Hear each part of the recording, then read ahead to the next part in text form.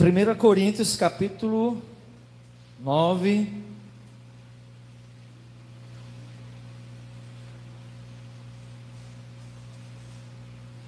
Eu quero ler algumas passagens nessa noite, passagens bíblicas.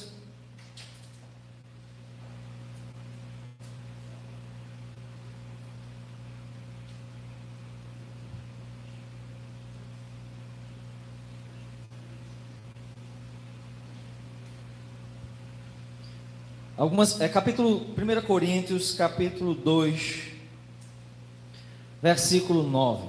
Esse versículo muito conhecido. Eu quero ler nessa noite algumas passagens bíblicas que possam nos esclarecer, que possam nos iluminar, que possam nos despertar, porque é a palavra de Deus que faz isso, não sou eu.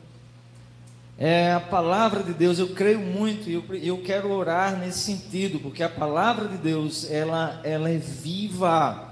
A palavra de Deus, ela é como uma espada de dois lados bem afiados. Ela corta de maneira penetrante, diz o apóstolo, até a divisão da alma, corpo e espírito. Ou seja, a palavra, ela sustenta o nosso corpo, ela pode...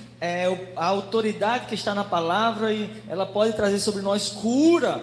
Ela penetra na nossa alma, cura física, curas emocionais, a alma como o centro das emoções, a nossa psique, a nossa energia da vida.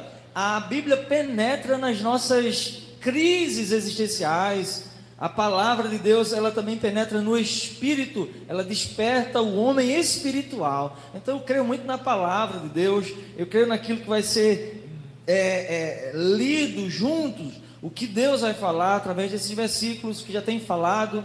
Mas 1 Coríntios 2, 9, nós lemos sobre, eu poderia dizer, sobre o mistério dos céus.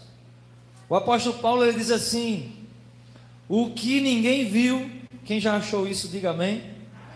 2,9. O que ninguém viu, está escrito na palavra, o que as coisas que o olho não viu, e o ouvido não ouviu, e não subiram ao coração do homem, são as que Deus preparou para os que o amam. Pode sentar, a igreja, em nome de Jesus. Eu quero continuar com esse texto bíblico. Aquilo que o olho não viu, o ouvido não ouviu, que mente nenhuma, ou que não subiu ao coração do homem. Por mais que nós possamos imaginar o céu, ele é muito mais do que os nossos olhos podem ver. Ele é muito mais do que a nossa mente pode imaginar. Há um mistério, porque Deus é mistério. São dois textos bíblicos que me chamam muita atenção. Eu quero chamar a sua atenção para essas revelações iniciais aqui. O céu, ele é real. Por que ele é real? Porque lá em Apocalipse, nós acabamos de ler que o céu é céu porque Deus está lá. Apocalipse 21, nós lemos que João viu que Deus andava. João viu em visão, e ele ouviu uma voz que dizia: olha, Deus vai andar com eles. Deus vai estar no meio do povo dele. O céu é céu porque Deus está lá. Essa é uma realidade. Nós estamos indo para lá. Ou você está indo para outro canto? Eu não sei. Eu carreguei a cruz no dia que Jesus disse assim: se alguém quer vir após mim, negue-se a si mesmo, tome sua cruz e siga-me. Eu estou seguindo a Jesus Cristo, como diz o louvor antigo. Desse caminho eu não desisto. Eu posso cair, eu posso me ferir, mas eu estou seguindo a Jesus Cristo, porque eu sei que o final dele é a vida eterna. Pedro uma vez disse assim: Senhor, para onde a gente vai? Só tu tens as palavras de vida eterna. Sabe como Pedro morreu? Ah, meus irmãos, quando nós nos encontramos verdadeiramente com Jesus, o medo, ele some, porque a Bíblia diz que o perfeito amor lança fora o medo. Desenvolvam uma amizade com Jesus a ponto de você acordar todos os dias desejando ser um vencedor na terra, mas desejando ser um cidadão do céu. A todos os que amam a Deus, há mistérios a serem revelados. O ouvido não ouviu, os olhos nunca viram e a mente nunca vai poder imaginar aquilo que Deus preparou para aqueles que o amam. Então seja um guerreiro na terra, mas seja também um guerreiro para as coisas espirituais. Eu tenho 2 textos bíblicos, um é esse que me chama muita atenção, porque nossa mente não consegue compactar a realidade do céu. Mas como é o céu? E nós somos bobos quando ficamos querendo entender pelo nosso raciocínio humano, que é limitado a passado, presente e futuro, a 80 anos de vida, a 100 anos no máximo. Então nós queremos entender. Já ouvi alguém dizer assim: o céu vai ser chato. Já me falaram: pastor, mas o céu vai ser chato. Enfim, talvez você já pensou nisso? Eu diria para você: a mente não consegue imaginar. Você hoje aqui na terra, com tantos problemas e dificuldades, você consegue ser feliz, sim ou não? Você consegue rir?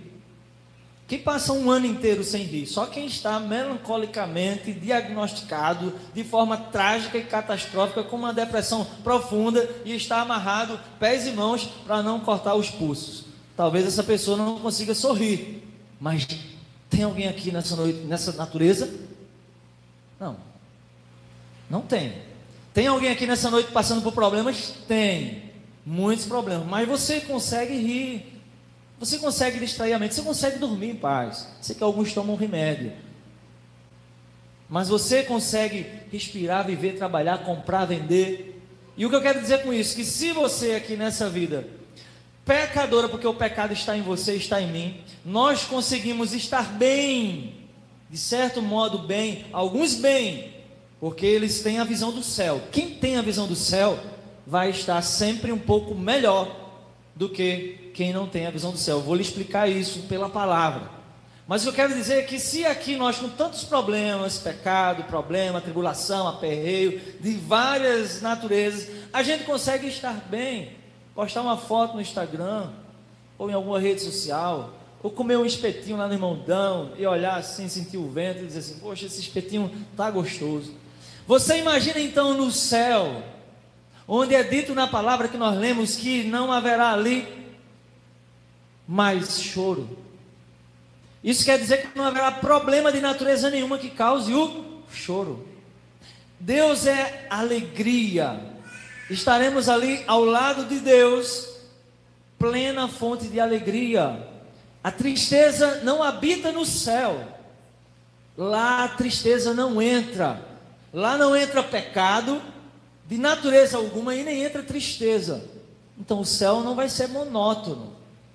No céu estaremos completos com Deus. Esse vazio que a gente sente aqui, o homem conquista isso, conquista aquilo, conquista isso, conquista aquilo, sempre tem um vazio lá. E quanto mais alguém desenvolve comunhão e intimidade com Deus aqui na terra, mais saudade ele tem de chegar logo no céu, porque nós viemos de Deus e voltaremos para lá. Eu estou falando com quem já tem certeza de salvação. Se você entregou a vida a Cristo, Jesus Cristo disse assim, fugiu da mente agora. Jesus fala assim: quem crê em mim tem a vida eterna. Amém? Então você crê em Jesus, você é um discípulo de Cristo, tem a vida eterna. Mas também posso estar falando com alguém que não tem certeza ainda. E nessa noite eu quero revelar o céu. E um dos versículos que me chama a atenção é esse, porque ele fala de que a nossa mente é incapaz. Então não perca tempo. Aqui vai a primeira coisa para você entender: não perca tempo imaginando como é o céu, porque por mais que você imagine, sua mente não vai conseguir captar. E talvez você possa entrar em parafuso quando você começar a pensar coisas do tipo de, como já me perguntaram, são os questionamentos que chegam a mim, às vezes muito mais por adolescentes, e dizem assim: pastor, mas como é viver eternamente? Eu vou viver eternamente e nunca vai ter fim. E eu disse assim: você não queria viver aqui na sua Netflix, no seu WhatsApp, de boa, sem nunca ter doença, sem nunca morrer? Queria ou não queria? Aí a pessoa fez assim: queria. Então pronto, então por que você está questionando que vai viver eternamente? Pastor, mas o céu é só rua de ouro, é tudo de metal. Não, A Bíblia não diz que é só rua de ouro e tudo de metal. Os homens brigavam por ouro na época. O ouro, ele valia muito. Os homens brigavam por bens. A visão que João teve diz que lá, o ouro que o homem briga e luta para conquistar, a gente vai pisar, vai estar no chão, vai ser algo que não vai ter nem valor. Tamanha a glória do Senhor Jesus. Então eu acredito que no céu, me perguntaram uma vez, e os animais vão para o céu? E são tantas perguntas, mas a pergunta mais importante, então você tem aí, cheio de questionamento. O que eu quero que você entenda é que sua mente e a minha mente limitada não compreende jamais o céu, mas é uma realidade real. Vou fazer essa redundância. O céu é uma realidade real. Nós precisamos estar com os olhos direcionados no céu, disse o apóstolo Paulo. Aquilo que o olho não viu, nem o ouvido ouviu, nem jamais penetrou na mente humana, é o que Deus está preparando, vai muito mais além. O céu, para onde eu vou, como canta Lázaro, ainda bem que eu vou morar no céu. Sabe um outro texto bíblico que me chama muita atenção, que revela para mim a expectativa do céu, porque hoje o que a palavra de Deus ela quer colocar no seu coração é a expectativa do céu. Expectativa do céu. E veja como a Bíblia nos orienta de maneira muito direta. Mas antes, esses dois textos bíblicos, esse que eu li agora, peço que você, em nome de Jesus, abra a sua Bíblia agora em 2 Coríntios. Você está em 1 Coríntios. Vai agora em 2 Coríntios, capítulo 12, 2. Eu estou relatando para os irmãos, para a igreja, esses dois textos bíblicos que me dão expectativa do céu. Esse que me tranquiliza em saber que eu não tenho capacidade de imaginar como é o céu, porque Paulo diz que eu não posso imaginar com os olhos, eu não vou ouvir nada de lá com os meus ouvidos, e minha mente não consegue então descansar. O céu é algo maravilhoso, e ele é maravilhoso porque Deus está lá, e Deus estará com o seu povo. Mas em 2 Coríntios capítulo 12, a partir do verso 2, eu quero também ler esse texto bíblico, que o Espírito Santo gere no seu coração a expectativa do céu, através da leitura da sua palavra. 2 Coríntios capítulo 12, a partir do versículo 2, o apóstolo Paulo falando de si mesmo, a gente sabe disso, por todo o contexto, e não vamos falar. O apóstolo Paulo diz assim, quem já achou, diga amém. Conheço um homem em Cristo que há 14 anos, se no corpo não sei, se fora do corpo não sei, Deus sabe, ele foi arrebatado até o terceiro céu. Paulo falava aos coríntios, aos gregos. Os gregos tinham uma visão de 3 céus. O céu que nós olhamos daqui, que é azul, o céu onde habitam as estrelas, e o céu dos céus onde os deuses habitavam. Então Paulo falava do terceiro céu de uma maneira muito estratégica, para atingir ali os cristãos gregos da igreja de Corinto e toda aquela cidade. E Paulo diz assim, olha, eu fui lá em cima, terceiro céu. Ele não fala de si, mas ele não fala de si na primeira pessoa, mas ele diz que conhece um homem, mas ele estava falando de si mesmo, para não se exaltar, por causa de um contexto, enfim, que alguns irmãos sabem. Se você não sabe, fica para a próxima mensagem, ou venha na EBD. Mas enfim, Paulo diz assim no verso 3, eu sei que esse tal homem, se no corpo, se fora do corpo, eu não sei, Deus o sabe, ele foi arrebatado ao paraíso, versículo 4, ou ao terceiro céu, como estiver na sua versão, paraíso ou terceiro céu, a visão grega, e Paulo pega essa visão e aplica, e diz, este homem foi até o paraíso, onde os deuses estão. Só que não existe deuses, né? Existe somente um Deus. Mas Paulo estava dizendo que esse homem, ele mesmo, foi arrebatado lá. Escuta agora, verso 4. Mantenham os seus olhos atentos. No versículo 4, seu ouvido. Olha o que Paulo diz. Ele, arrebatado até o terceiro céu, ouviu palavras inefáveis, que ao homem não é lícito falar. Quem já ouviu alguém, o testemunho de uma irmã, fui no céu? Quem já ouviu alguma coisa do tipo? Fui no inferno, já ouviu? Eu fui no inferno e lá tinha uma jaula que tinha as mulheres que pintam as unhas. Mentira, gente. Não existe, tá? Ah, eu fui no céu e lá eu vi uma sala que só tinha crianças que morreram. Mentira, gente. O apóstolo Paulo, ele chegou lá no terceiro céu. A gente tem que lembrar que o apóstolo Paulo, ele foi um homem extraordinário.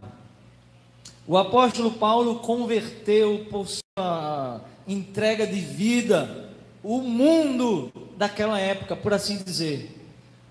Vários locais da Europa, daquela região fora de Jerusalém, porque Paulo foi um apóstolo, alguém chamado para ser enviado aos de fora, aos de Roma, aos da Grécia.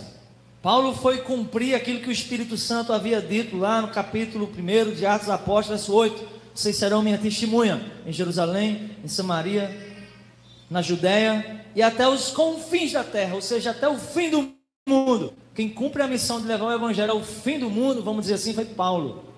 Mas Paulo, quando ele se converte, ele passa 3 anos recebendo revelação de Jesus. Inclusive o texto bíblico que o pastor Francisco vai ler daqui a pouco ao celebrar a ceia, vai dizer assim: pois eu recebi do Senhor o que também vos ensinei ou entreguei, que o Senhor Jesus, na noite em que foi traído, tomou o pão, pegou o cálice, bebeu e deu. Então Paulo começa a escrever aos Coríntios, dizer que recebeu de Jesus. Paulo não estava na última ceia com Jesus, mas não foi Pedro que contou como foi, não foi Tiago que contou como foi, não foi João que contou como foi Jesus que contou a Paulo.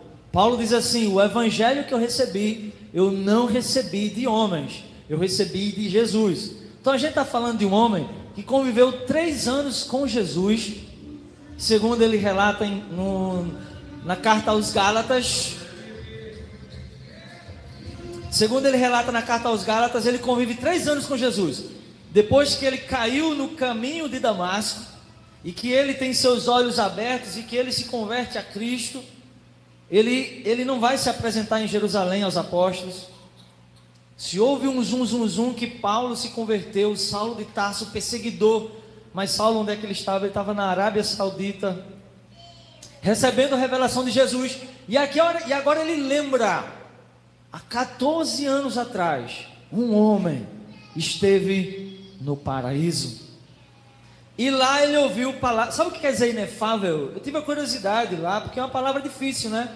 Algumas versões da Bíblia já traduzem, né, a linguagem de hoje, ou algumas outras versões traduzem esse texto, a palavra inefável.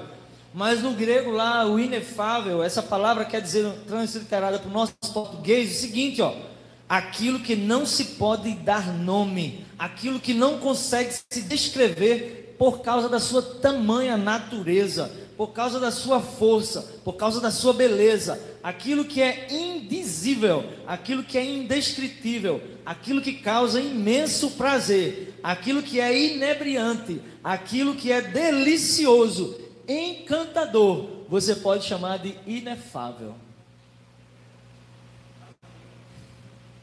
E aí Paulo chega lá no céu, ele diz assim: eu ouvi coisas e vi que são coisas inefáveis. Sabe que Paulo era um doutor, né? E ele gostava de falar bonito. E é bonito gente que fala bonito, quando tem humildade, né? Porque quando alguém que não fala bonito tem a unção do Espírito Santo, ele coloca no chinelo quem fala bonito e não tem a unção. Concorda comigo? Amém?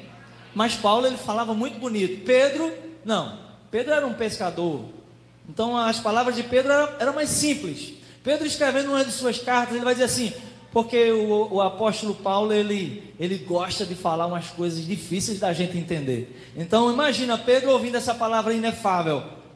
Pedro deve ter consultado um dicionário. Então Paulo estava dizendo assim: eu não pude descrever o que eu vi lá no céu. Você consegue imaginar o que te aguarda, meu irmão? Você consegue imaginar o que nos espera? O céu é algo maravilhoso. A expectativa do céu, ela é tão importante, que Jesus, ele chega a dizer assim para nós: não ajunteis para vós tesouro na terra, mas ajuntai para vós tesouro no céu. O que Jesus nos ensina com isso? Jesus nos ensina a gente não ser materialista. O céu revela para a gente a necessidade de não sermos materialistas, não sermos avarentos, não sermos apegados. Jesus diz: não junte tesouro na terra. Paulo vai orientar a Timóteo, que Timóteo orientasse a igreja na época, que aqueles que são ricos, disse Paulo assim: olha, orienta os que são ricos, que sejam ricos em compartilhar, que quanto mais eles tiverem, mais eles possam compartilhar. É o que Jesus dizia: se você tem 2 túnicas, compartilha. Isso não é visão socialista não, tá? Isso é visão bíblica. O diabo copia aquilo que Jesus é por essência. Então, a expectativa do céu, ela nos revela que nós precisamos entender que o céu deve ser mais importante do que a minha necessidade de conquistar na terra. Eu preciso, olha, Jesus falou em João capítulo 14, se eu não estiver enganado, verso 2. Ele diz assim: eu vou para o meu Pai, na casa de meu Pai há muitas moradas. Aí uma certa religião vai dizer assim: está vendo? As moradas são os planetas. Então nós somos espíritos que vamos evoluindo e vamos evoluindo pelos sistemas planetários. Mas as moradas que Jesus fala, Jesus está falando para um povo que não tinha nem onde morar. Jesus está falando para um povo que lutava muitas vezes para ter como morar em algum lugar. A maioria das pessoas que seguiam Jesus eram os pobres.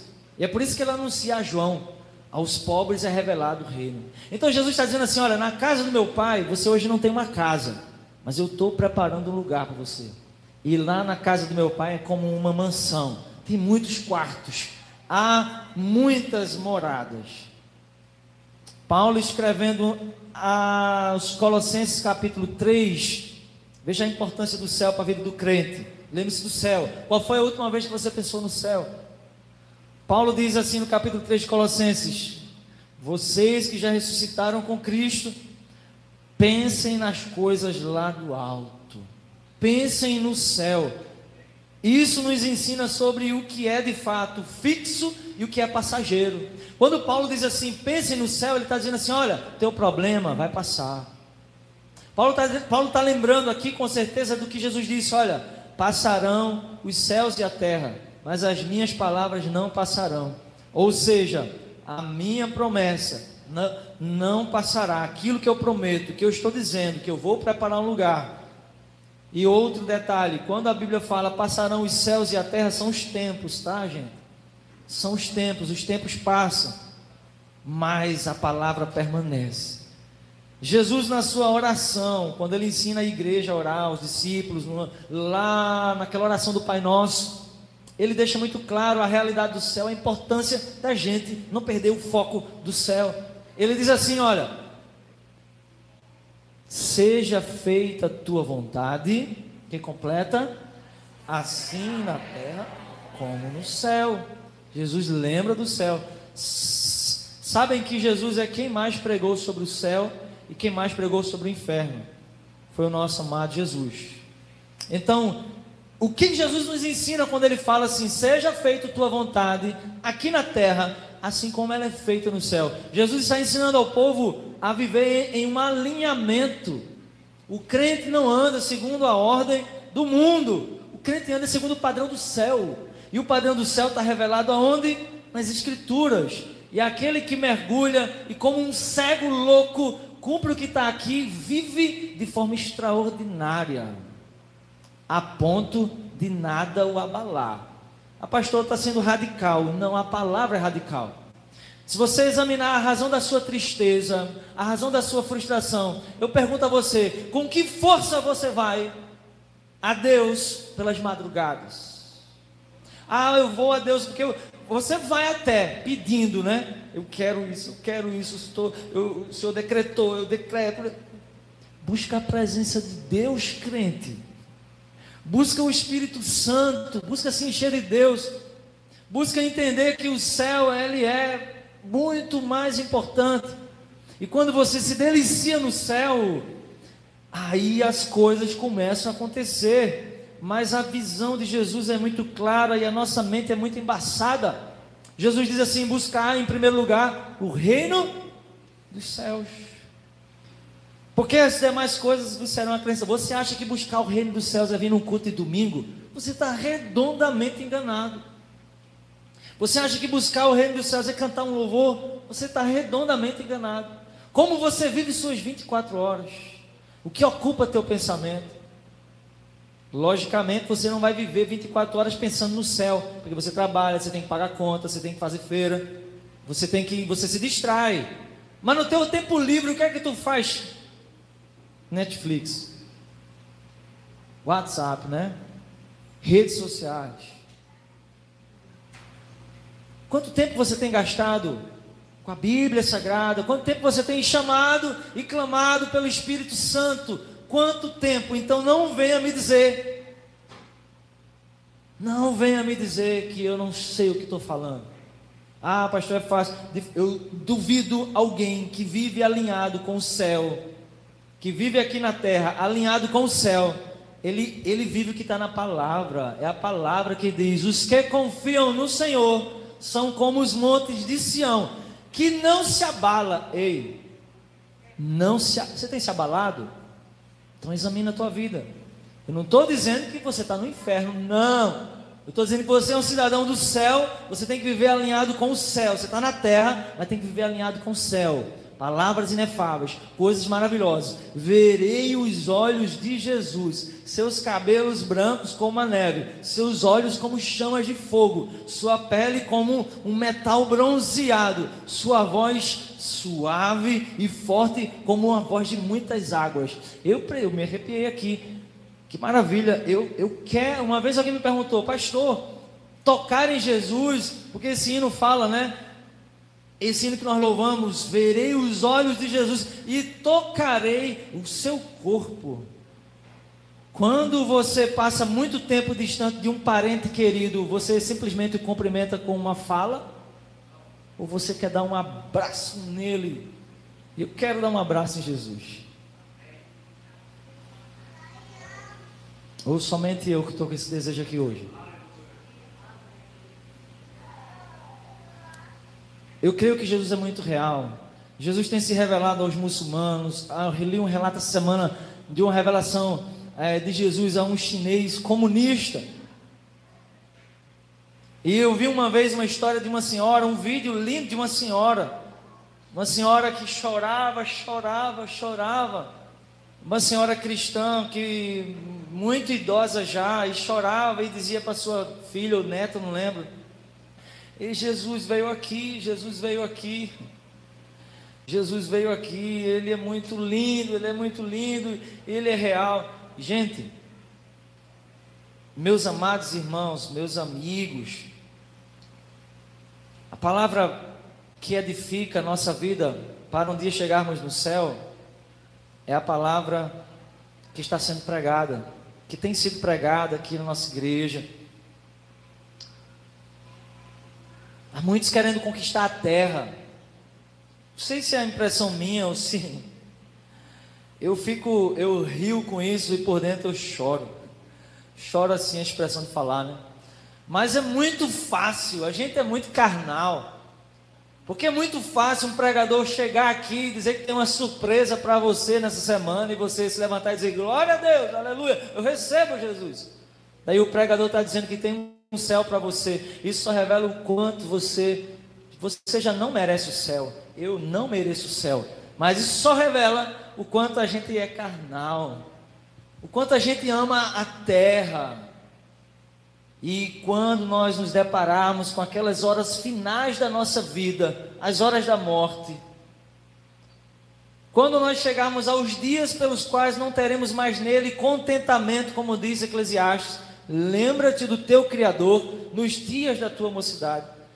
Sabe o que é que nós vamos estar pensando na hora da morte, na hora que não vai ter contentamento por causa da velhice, a expectativa da morte? Sabe o que é que a gente vai estar pensando? No céu. Sabe qual vai ser a nossa frustração? Não ter vivido mais, para conhecer mais do céu aqui na terra. Então não perca tempo, não perca tempo. Eu quero que você abra a sua Bíblia em 2 Pedro capítulo 3, 2 Pedro capítulo 3, esse texto também me chama muita atenção, 2 Pedro capítulo 3, que é um texto, creio que alguns irmãos conheçam também. Quero lembrar, quero que a palavra de Deus penetre no seu coração. A segunda carta de Pedro, no capítulo 3,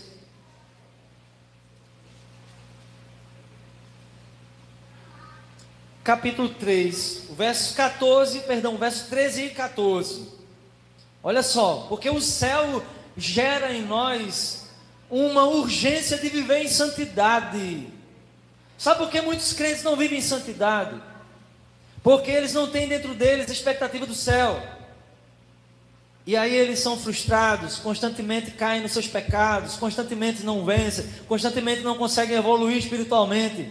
Porque o que a Bíblia diz, e eu quero que essa palavra penetre no meu coração e no seu coração. Olha o que ela fala aqui, ó, capítulo 3, não é isso? De 2 Pedro, a segunda carta de Pedro, nos versículos 13 e 14. Mas nós, de acordo com a sua promessa, aguardamos novos céus e nova terra onde habita a justiça. Por isso, porque nós aguardamos a promessa, por isso, visto que aguardamos estas coisas, disse o apóstolo Paulo, sede diligentes, sejam diligentes ou vivam em santidade, como tem em algumas versões. Porque nós aguardamos estas coisas, diz Paulo, porque nós temos a visão no céu, nós devemos viver diligentemente ou viver em santidade, como diz ele aqui, ó, sejais achados em paz, sem mácula, irrepreensíveis. O que é que nos faz viver de uma maneira irrepreensível? Ou seja, claro que nenhum de nós conseguimos viver sem pecar, mas o que é que nos faz viver em alerta? O céu. Deixa eu dizer uma coisa para você. O que tem que te deixar alerta não é o inferno, tá? O que tem que deixar você alerta não é o medo de ir para o inferno. O que tem que deixar você alerta é o desejo de ir para o céu. Porque se você é cristão apenas pelo medo de ir para o inferno, mas não pelo desejo de ver os olhos de Jesus, de estar com Ele, o que mais tem despertado na sua espiritualidade? O medo de ir para o inferno. Você queria ter um filho que tem... Você imagina o quão horrível é um filho que tem medo do pai? É horrível. Você que é pai, que é mãe, ter um filho que tem medo de você, o seu filho tem que ter respeito, é diferente. Respeito é diferente de medo. Você imagina um filho que te ama pelo que você é, que te respeita, que te ama tanto que por isso te respeita, que tem desejo de estar com você. Esse é um filho amado. Mas como que a igreja tem vivido hoje? Como que eu tenho vivido hoje? Como que você tem vivido hoje? Com medo do inferno ou com desejo do céu? Ou totalmente alienado, que nem é medo do inferno e nem é desejo do céu. É a vontade de ganhar a terra e de conquistar, e de se abastecer, e de decolar. Aí um dia Jesus falou que um dia um homem fez isso, mas de noite Deus apareceu para ele e disse assim: louco, hoje te pedirão a tua alma, Deus vai pedir tua alma, e tudo que tu juntou, e tudo que tu conquistou, para quem será? Então nessa noite, meus irmãos, meus amigos, meus irmãos, que o desejo do céu venha habitar no teu coração. Lá não haverá mais dor. Eu coloco aqui a vida é marcada pela dor. A dor é consequência do pecado. Nós sofremos fisicamente, nós sofremos moralmente, nós sofremos emocionalmente, nós sofremos espiritualmente, mas no céu não haverá dor. Você acha que algum momento da sua vida vai ser fácil viver aqui? Então você está aprendendo um outro evangelho. Jesus disse: no mundo tereis aflições. Mas tem crente que não quer. Jesus disse assim: a porta é estreita. O caminho é apertado. Sabe qual é a alegria do crente? Não é o problema resolvido não, porque resolve um problema, vem outro. A alegria do crente é Jesus. A alegria do crente é o céu. Porque pelo céu, por Jesus, pela cruz, nós nos alegramos mesmo quando estamos sendo injustiçados. A irmã Lúcia leu aqui as bem-aventuranças. Vou encerrar. Esse é o mundo que a gente vive. Já observaram? Já passou aqui, desde que começou o culto, já passou aqui uns 4 carros. Só é música assim: toma, toma, soca, soca. Esse é o mundo que a gente vive, gente. Esse mundo não deseja o céu. O maior milagre que Jesus faz hoje na vida de alguém é converter essa pessoa. É um milagre muito maior do que curar alguém de um câncer. E quem é que vai revelar para essas pessoas o céu? É você, abençoado. Sou eu. É na nossa vizinhança, é no nosso trabalho. É revelar o céu para as pessoas, a realidade do céu. Lá atrás a igreja comprou as pessoas e dizia assim: olha, vou vender um pedaço do céu. As almas estavam lá sedentas por Jesus, e a igreja bagunçou tudo e disse: vamos vender indulgências, vamos comprar um pedacinho do céu. Quanto é um pedaço do céu lá? E fala com São Pedro aí: olha, 300, toma aí o céu para a família. E aí saía lá o camponês: pronto, minha gente, toda a minha família, compramos ali com o sacerdote um pedaço. Isso aconteceu na Idade Média. Sabe o que Deus fez? Fez um reboliço. Fez um reboliço na igreja, conhecido como reforma, a reforma protestante. Ah, mas os reformadores foram perfeitos? Não, mas Deus bagunçou tudo, porque Deus é o dono da história. E o final da história é o que a gente leu em Apocalipse. E para se cumprir essa história, Deus, ele faz como quer, porque ele é soberano. Então quando o homem pensou, quando Satanás pensou que bagunçou a igreja, Deus chegou e tocou fogo. E houve ali justamente o que a gente ficou conhecido como a reforma protestante. Embora muito antes da reforma, muita gente já tinha saído daquilo que um dia foi a igreja genuína de Jesus. Então nessa noite, lembre-se, no céu não haverá pranto, choro, não haverá dor, não haverá morte. E você é um cidadão do céu. Fique de pé em nome de Jesus. Queria pedir também desde já que os diáconos viessem aqui à frente, pudessem posicionar a mesa, e também convidar o pastor Francisco para celebrar a ceia nessa noite para todos nós. E os diáconos fiquem à vontade enquanto a gente vai estar orando, de posicionar a mesa. Mas eu quero que você, em nome de Jesus, feche seus olhos, ou fica de olho aberto mesmo. Mas é só para você se concentrar e foque no céu nesse instante. O céu. Diz aquele hino que nós cantamos, né? Fico a imaginar o dia em que o meu nome irá chamar para um lugar muito distante, onde nunca haverá nem fome, nem sede, nem pranto, nunca haverá. Escuta, quem tem o foco no céu está apto para conquistar a terra. Pega isso aí. Sabe quem é que vai dominar a terra? Os que têm o foco no céu. Por quê? Porque a Bíblia fala que o governo do mundo está sobre os ombros de Jesus. Quem é o ombro de Jesus? Jesus é o cabeça. Quem é o ombro de Jesus? O corpo. Quem é o corpo?